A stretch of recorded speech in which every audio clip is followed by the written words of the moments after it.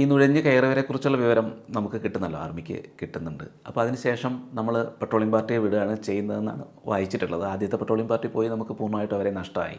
രണ്ടാമത്തെ പെട്രോളിയം പാർട്ടിയിൽ നിന്നാണ് കുറച്ച് പേരെങ്കിലും തിരിച്ചു വരികയോ മുറിവേറ്റ് വരിക, അങ്ങനെ ഒരു വിവരങ്ങൾ കിട്ടുന്നെന്നാണ് വായിച്ചിട്ടുള്ളത്. അപ്പോൾ ഇങ്ങനെ ഒരു സർപ്രൈസ് ഈ ഒരു ഇത് വന്നപ്പോൾ എന്തായിരുന്നു നമ്മുടെ ഒരു തീരുമാനം? സാർ അപ്പോൾ ആ സ്ഥലത്തുണ്ട്, അവിടെ ഉണ്ടായിരുന്നല്ലോ. അപ്പോൾ എങ്ങനെ ഇത് മുന്നോട്ട് പോകും, അല്ലെങ്കിൽ എന്താണ് ഇവരെ എങ്ങനെ നേരിടും? പലപ്പോഴും ആദ്യം ഇത് തീവ്രവാദികളാണ് എന്നുള്ളൊരു അവരങ്ങനെയാണല്ലോ അതിനെ നമ്മളിലേക്ക് എത്തിച്ചത്. തീവ്രവാദികൾ നുഴഞ്ഞു കയറിയതാണ്, അല്ലാതെ പട്ടാളക്കാരല്ല എന്നും കൂടെ അവരത് ചെയ്തിരുന്നു, അങ്ങനെ ഒരു പ്ലാൻ ചെയ്തിരുന്നു അവർ. അപ്പോൾ തുടക്കത്തിലുള്ള നീക്കങ്ങളൊക്കെ എങ്ങനെയായിരുന്നു?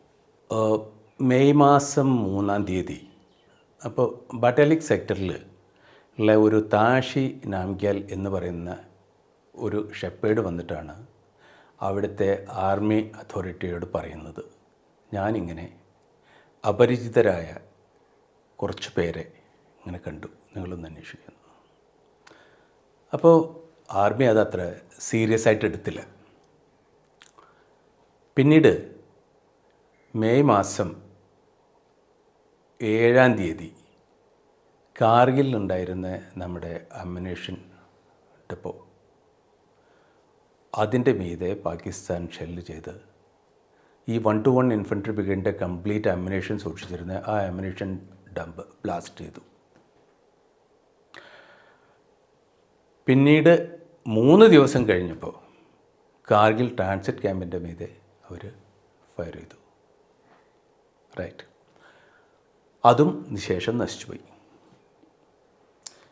മെയ് മാസം 12-ാം തീയതി നമ്മളുടെ ഒരു ഹെലികോപ്റ്റർ പൈലറ്റ്, ഈ പൈലറ്റ് ആ ഏരിയയിൽ കൂടെ ഫയർ ചെയ്യുമ്പോൾ ഒരു ഫീച്ചറിൻ്റെ മീതെ, അത് 0.4875-ൻ്റെ മീതെയായിരുന്നു, അതിൻ്റെ മീതെ 4 കറുത്ത വസ്ത്രങ്ങളിട്ട ആൾക്കാരെ കണ്ടു. ഈ കറുത്ത വസ്ത്രങ്ങളിട്ടുള്ള ആൾക്കാർക്ക് അവിടെ വരേണ്ടതായിട്ടുള്ള യാതൊരു ആവശ്യവുമില്ല. ലഫ്റ്റനൻറ്റ് കേണൽ പ്രസാദ് എന്നാണ് ആ ഓഫീസറുടെ പേര്. പ്രസാദ് ഈ വിവരം ആർമി ഹെഡ് ക്വാർട്ടേഴ്സിനെ അറിയിച്ചു, ആർമി അതോറിറ്റീസിനെ അറിയിച്ചു, ആർമി ഹെഡ് ക്വാർട്ടേഴ്സിനല്ല, കൺസേൺഡ് ആർമി അതോറിറ്റീസിനെ അറിയിച്ചു. അപ്പോഴാണ് ആർമിക്ക് മനസ്സിലാവുന്നത് സംഗതി ആകെ വിഷമമാണ് എന്നുള്ളത്. അപ്പോൾ വാജ്യത്ത് പറഞ്ഞല്ലോ പെട്രോളിനെ നമ്മൾ അയച്ചു എന്ന്. പക്ഷേ ആ പെട്രോൾ പോകുന്ന അന്ന് തന്നെ എൻ്റെ റെജിമെൻറ്റ് 315 ഫീൽഡ് റെജിമെൻറ്റ് ഓൾറെഡി ശ്രീനഗറിൽ നിന്ന് ദ്രാസ് സെക്ടറിലേക്ക് മൂവ് ചെയ്യാൻ തുടങ്ങിയിട്ടുണ്ട്. ഓക്കെ, ഞങ്ങൾക്ക് 13-ാം തീയതി രാവിലെ 10 മണിക്ക് വാണിംഗ് കിട്ടി, റെജിമെൻറ്റ് ദ്രാസിലേക്ക് മൂവ് ചെയ്യണമെന്ന് പറഞ്ഞു.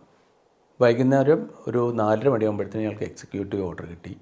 14-ാം തീയതി രാവിലെ ഞങ്ങൾ ദ്രാസിലേക്ക് മൂവ് ചെയ്തു. 15-ാം തീയതി ഉച്ചയാകുമ്പോഴത്തേനും ഞങ്ങളവിടെ എത്തി. 14-ാം തീയതി ആണ് ഈ വാജ്യത്ത് പറഞ്ഞ ആ പെട്രോൾ, അത് 4 ജാട്ട് ബറ്റാലിയൻ്റെ ഒരു പെട്രോളായിരുന്നു. അതിനെ ലീഡ് ചെയ്തത് ക്യാപ്റ്റൻ സൗരഭ് കാലിയ എന്ന് പറയുന്ന ഒരു ഓഫീസറായിരുന്നു. അദ്ദേഹത്തിൻ്റെ കൂടെ വേറെ 4 ജവാന്മാരുണ്ടായിരുന്നു. അപ്പോൾ അവിടെ ഒരു ബട്ടാലിക് സെക്ടറിലാണിത്. അവിടെ ബജ്രംഗ് പോസ്റ്റ് എന്ന് പറഞ്ഞിട്ടൊരു പോസ്റ്റുണ്ട്, വളരെ പ്രാധാന്യം അർഹിക്കുന്ന, ടാക്ടിക്കലി വളരെ ഇമ്പോർട്ടൻ്റ് ആയിട്ടുള്ള ഒരു പോസ്റ്റാണിത്. അപ്പോൾ ആ പോസ്റ്റ് നമ്മൾ വിൻ്റർ ആയപ്പോൾ നമ്മൾ വെക്കേറ്റ് ചെയ്തിട്ടുണ്ടായിരുന്നു. അപ്പോൾ അവിടെ എന്തോ മൂവ്മെൻറ്റ് ഉണ്ട് എന്നുള്ളത് നമുക്കറിയാൻ കഴിഞ്ഞു.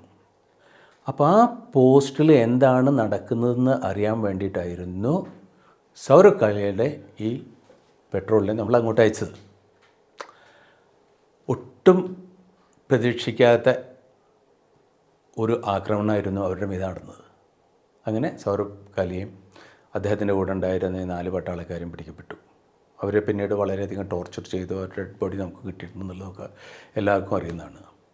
അവിടെ നിന്ന് ഒരു 3-ാമത്തെ ദിവസം ക്യാപ്റ്റൻ അമിത് ഭരദ്വാജിൻ്റെ ലീഡർഷിപ്പിൽ 32 പേരടങ്ങിയ ഒരു പെട്രോളിനെ നമ്മൾ അയച്ചു. അപ്പോൾ ഇവരെ പറ്റി യാതൊരു വിവരവുമില്ല, സൗരഭ് കാലിയയുടെ പെട്രോളിനെ പറ്റിയിട്ട് നമുക്ക് യാതൊരു വിവരമില്ല. അമിത് ഭരദ്വാജിൻ്റെ ഈ പെട്രോൾ അവിടെ ചെന്നപ്പോഴാണ് ശരിയായിട്ടുള്ള ഒരു ആക്രമണം ഇവരുടെ മീതെ നടക്കുന്നത്.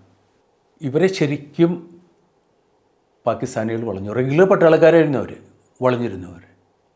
അങ്ങനെ ഇതിൽ നിന്ന് 30 പട്ടാളക്കാരെ റിട്രീവ് ചെയ്യാൻ അമിത് ഭരദ്വാജിന് കഴിഞ്ഞു. അമിത് ഭരദ്വാജിൻ്റെ ഒറ്റയ്ക്കുള്ള വേറെ ഒരു പട്ടാളക്കാരൻ്റെ അവർ 2 പേരുടെ ശ്രമം കൊണ്ട്, കാരണം അവരുടെ അടുത്ത് മെഷീൻ ഗൺ ഉണ്ടായിരുന്നു, ആ മെഷീൻ ഗൺ ഉപയോഗിച്ചാണ് ഇവരെ ക്യാപ്ചർ ചെയ്യാൻ വന്ന പാകിസ്ഥാനികളെ കൺട്രോൾ ചെയ്യാൻ പറ്റിയത്. ഇവർ 30 പേരും റിട്രീവ് ചെയ്തു, അവർ പോന്നു. അമിത് ഭരദ്വാജും ഒരു ജവാനും കൂടെ കൊല്ലപ്പെട്ടു. ഇപ്പോഴാണ് ഈ 2 സംഭവങ്ങൾ നടന്നപ്പോഴാണ് ശരിക്കും ഇന്ത്യൻ ആർമിക്ക് മനസ്സിലാവുന്നത് ഇവിടെ വളരെ പ്രധാനപ്പെട്ട എന്തോ ആക്ടിവിറ്റീസൊക്കെ നടക്കുന്നുണ്ടെന്ന്. അപ്പോൾ ഞങ്ങൾ 14-ാം തീയതി അവിടെ എത്തി.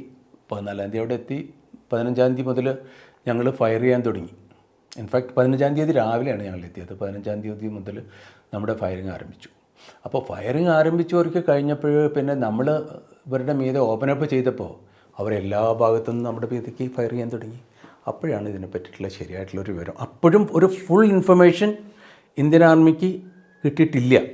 പക്ഷേ 15-ാം തീയതി 315 ഫീൽഡ് റെജിമെൻറ്റ് അവിടെയുള്ള 3 പ്രധാനപ്പെട്ട ഫീച്ചേഴ്സിൻ്റെ മീതെ ടോലോലിംഗ്, ടൈഗർ ഹിൽ, .4875 ഈ എല്ലാ ടാർഗറ്റിനും ഞങ്ങൾ എൻഗേജ് ചെയ്തു. യാതൊരു ഇൻഫർമേഷനും ഇല്ലാതെയാണ് ഞങ്ങൾ ഈ ടാർഗറ്റുകളെ എൻഗേജ് ചെയ്യുന്നത്. അപ്പോൾ അവർ എവിടെ നിന്നൊക്കെ ഓപ്പൺ ചെയ്തെന്ന് തന്നെ നമുക്ക് യാതൊരു രൂപമില്ല. അപ്പോഴാണ് നമുക്കിതിനെ പറ്റിയിട്ടുള്ള ഈ ഇൻട്രൂഷനെ പറ്റിയിട്ടുള്ള ശരിയുള്ള ഒരു വിവരം കിട്ടുന്നത്.